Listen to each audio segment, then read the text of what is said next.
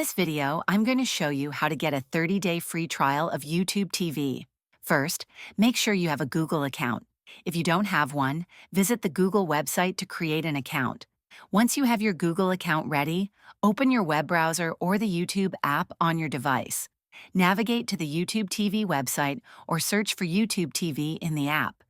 Click on the Try It Free button to begin the sign-up process for the free trial. You will be prompted to sign in with your Google account.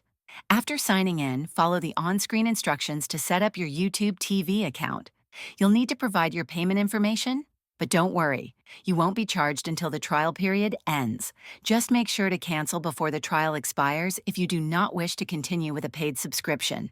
Next, choose your channel lineup based on your preferences.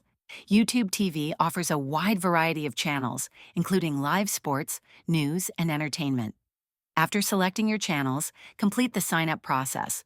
Once you've finished, you can start enjoying YouTube TV for free for the next 30 days. Remember to keep track of the trial expiration date so you can decide whether to continue your subscription or cancel it. If this video helped you, please like and subscribe to the channel.